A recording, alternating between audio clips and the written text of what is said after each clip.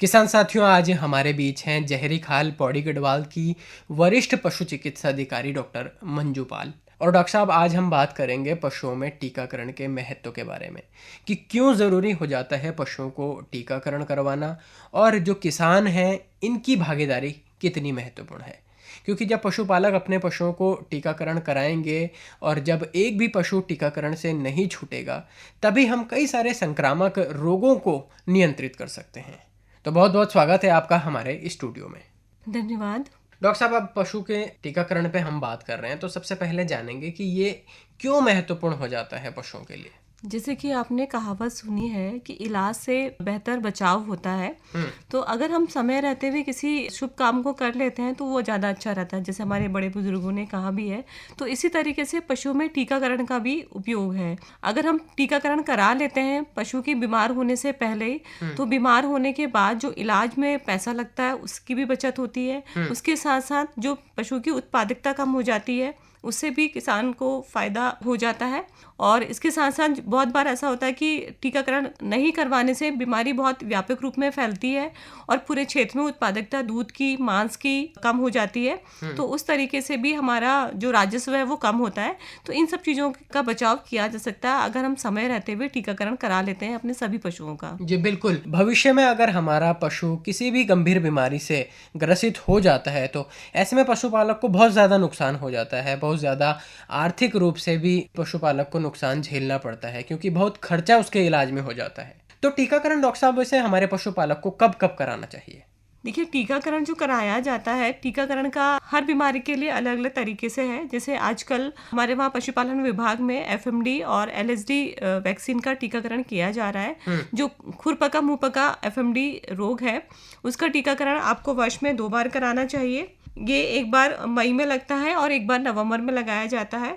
ऐसे ही जो एचएस बीमारी आती है उसको भी 2 बार में कराया जाता है। उसका टीकाकरण भी एक बार जून में कराया जाता है और एक बार दिसंबर में कराया जाता है। और ऐसे ही एलएसडी का टीकाकरण भी है, ये भी वर्ष में 2 बार होता है। जो स्मॉल एनिमल है जैसे कि शीप हो गया, गोट हो गया, तो उनमें हम बीमारी से बचाने के लिए पीपीआर का टीकाकरण कराते हैं। पीपीआर में आप जैसे जानते हैं कि दस्त हो जाते हैं, बुखार होता है और उसकी 100% मृत्यु दर है। तो उसके बचाव के लिए पशुपालकों को पूर्व में ही अपने सभी पशुओं का टीकाकरण जरूर करा लेना चाहिए। जी, आपने कई सारे रोगों की बात करी कि जैसे आपने खुरपका मुंहपका की बात करी, इसके अलावा और किन किन रोगों में टीकाकरण जरूरी हो जाता है। जो लार्ज एनिमल है जिसमें कि हम गाय और भैंस पालते हैं, तो इसमें खुरपका मुंहपका रोग का टीका, हिमोरेजिक सेप्टिसीमिया का टीका, बीक्यू का टीका और एलएसडी का टीका बहुत ज़रूरी है। और स्मॉल एनिमल में हमको इंटेरोटैक्सोमिया और पीपीआर का टीका जरूर लगवाना चाहिए, खासतौर से शीप में और गोट में।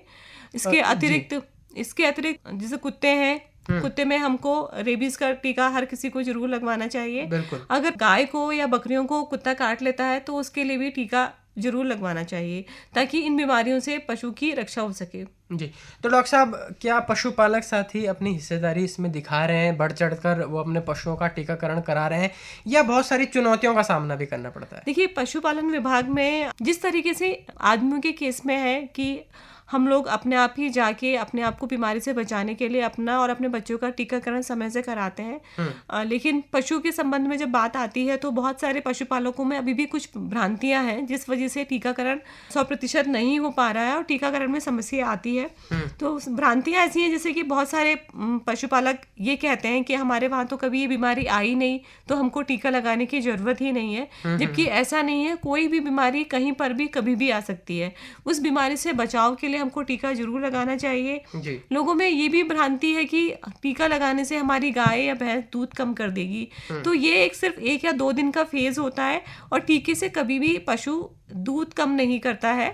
पशु का दूध कम होता है थोड़ा डर की वजह से, और थोड़ा सा जो बॉडी में जब कोई एंटीजन जाता है तो उसका रिएक्शन होता है, उस वजह से कभी कभी दूध कम हो सकता है। बहुत सारे लोग ये भी सोचते हैं कि अगर हमने अपने गाभिन पशु को टीका लगवा दिया तो हमारी गाय का गर्भपात हो जाएगा, जबकि ये भ्रांति भी गलत है। गर्भपात होता है तनाव की वजह से या फिर डर की वजह से, या बहुत बार ऐसा होता है कि जब पशुपालक अपने पशु को अच्छी तरह से कंट्रोल नहीं करते हैं तो जानवर उछल कूद ज़्यादा करता है, उस वजह से गर्भपात हो सकता है। पर अपने मन में ये बिल्कुल भी भ्रांति ना रखें कि टीका लगवाया तो गर्भपात हो गया है। और बहुत बार लोगों को ये लगता है, लोग कहते भी हैं कि हमने तो टीका लगवाया था पर फिर भी बीमारी आ गई। तो उसका कारण ये है कि बहुत बार टीका जो है सही तरीके से नहीं लग पाता है, टीका का समय ठीक से नहीं हो पाता, या कोल्ड चेन जो होती है वो ठीक से मेंटेन नहीं हो पाती है। आपने देखा होगा कि जब पोलियो के लिए भी उन्मूलन कार्यक्रम चला था तो कहा गया था कि एक भी बच्चा ना छूटे। तो ऐसा ही पशु में भी होता है कि पशुओं में भी कि एक भी पशु, आपके गांव का एक भी पशु ना छूटे। अगर वो पशु छूट जाता है तो वो भी एक रोग का वाहक की तरह काम करता है और उससे बीमारी हो सकती है। इसमें मैं एक चीज़ और कहना चाहूँगी कि जो हमारे गांव के जो जनप्रतिनिधि होते हैं या हमारे गांव के प्रबुद्ध लोग हैं, बहुत बार वो भी सहयोग नहीं करते हैं। तो मेरा इस रेडियो के माध्यम से मैं ये कहना चाहूँगी कि जो गांव के जनप्रतिनिधि हैं, प्रबुद्ध लोग हैं, पढ़े लिखे लोग हैं, सबसे पहले उनको आगे आके पशुपालन विभाग के कर्मचारी का, पशु चिकित्सक का सहयोग करना चाहिए, अपने पशुओं को लगवाना चाहिए। और जो लोग समझ नहीं पाते हैं तो उनको भी समझाते हुए अपने पूरे गांव में टीकाकरण एक सामूहिक रूप से जरूर कराना चाहिए। जी। अच्छा डॉक्टर साहब, क्या कुछ पशु हैं जिनको हमें टीकाकरण नहीं कराना चाहिए? जैसे अक्सर बोला जाता है कि जो बीमार पशु है उसको टीकाकरण नहीं कराना है, या कई बार पशुपालक के मन में रहता है कि हमारा पशु गाभिन है, उसको भी हमें टीकाकरण नहीं कराना है। अगर कोई पशु बीमार है तब उसका टीकाकरण नहीं कराया जा सकता, क्योंकि टीकाकरण स्वस्थ पशु में ही कराना चाहिए। लेकिन ये पशुपालक की जिम्मेदारी होती है कि जैसे ही आपका पशु स्वस्थ होता है आप दोबारा से पशुपालन विभाग की टीम को बुला के अपने पशु का जरूर टीकाकरण कराएं।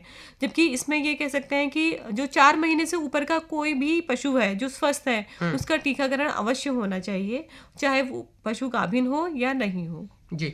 तो सरकार इसमें किस तरह से काम कर रही है? क्या क्या कार्यक्रम टीकाकरण के लिए चलाए जा रहे हैं? क्योंकि उत्तराखंड की बात करें तो दूरस्थ पहाड़ों में भी हमारे किसान साथी पशुपालन करते हैं, तो वहां तक भी किसानों को टीकाकरण की सुविधा उपलब्ध है? जी, ये टीकाकरण जो है ये राष्ट्रीय रोग उन्मूलन कार्यक्रम चलाया जा रहा है और भारत सरकार के माध्यम से ही हमारी उत्तराखंड सरकार भी निःशुल्क ही एफएमडी का टीका, एलएसडी का टीका, पीपीआर का टीका, अब सारे टीके जो है निःशुल्क लगाए जा रहे हैं। घर घर आके, आपके द्वार पे आके पशुपालन विभाग की टीम, पशुपालन विभाग का कर्मचारी, डॉक्टर आपके द्वार पे आके आपके पशुओं को टीका लगा रहा है। तो बस ये है कि आपको उनका सहयोग करना है और अपने पशु को टीका जरूर लगवाना है। जी। और फिर भी अगर कोई पशुपालक टीकाकरण नहीं करा पाया तो वो कहाँ पर संपर्क कर सकता है, किनसे बात कर सकता है? अक्सर हमारे जो पशुपालक साथी हैं उनके मन में ये प्रश्न रहता है। हमारे वहाँ पशुपालन विभाग उत्तराखंड में प्रत्येक ब्लॉक में भी हॉस्पिटल्स हैं, उसके अलावा ब्लॉक में 2-2, 3-3 हॉस्पिटल्स हैं, क्षेत्र में पशु सेवा केंद्र है।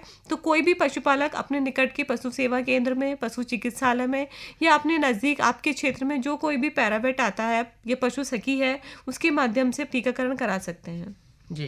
तो डॉक्टर साहब, अंत में हमारे जो पशुपालक साथी हैं, कोई संदेश आप उन तक पहुंचाना चाहें? जी, मैं पशुपालक साथियों से यही कहना चाहूँगी कि अभी 15 सितंबर से और अक्टूबर तक पशुपालन विभाग उत्तराखंड के द्वारा एफएमडी और एलएसडी का टीकाकरण कराया जा रहा है। आप अपने पशुओं में, गाय में, भैंस में, बकरियों में खुरपका मुंहपका रोग का टीका अवश्य लगवाएं और घबराएं नहीं। अगर 2-4 दिन दूध कम भी हो जाता है तो वो एक रिएक्शन ही है, और वो 2-4 दिन में अगर दूध कम हो जाता है या कहीं पे सूजन आ जाती है तो दवाई के माध्यम से वो ठीक हो जाता है। तो आप मैक्सिमम संख्या में अपने पशुओं का टीकाकरण में सहयोग करें। जनप्रतिनिधि भी इस क्षेत्र में आगे आए और आपके द्वार पे, आपके गाँव में जो भी पशुपालन विभाग की टीम आ रही है उसको जरूर सहयोग करें। जी। तो डॉक्टर मंजू पाल, बहुत ही महत्वपूर्ण जानकारी आज आपने पशुओं में टीकाकरण के बारे में हमारे जो पशुपालक साथी हैं उन तक पहुंचाई। और निश्चित तौर पर अगर हम अपने पशुओं का टीकाकरण कराएंगे तो भविष्य में हम अपने पशुओं को कई सारे संक्रामक रोगों से बचा सकते हैं। ये आपने बिल्कुल सही कहा कि अगर हमें संक्रामक रोगों से बचाव करना है और दवाइयों में अपना खर्च को बचाना है तो हमें टीकाकरण प्रोग्राम में जरूर सहयोग करना होगा और अपने पशुओं को जरूर टीका लगवाना होगा। जी। तो डॉक्टर मंजू पाल, आप स्टूडियो में आए और इतनी महत्वपूर्ण जानकारी हमारे पशुपालकों तक पहुंचाने के लिए आपका बहुत बहुत आभार। धन्यवाद। धन्यवाद।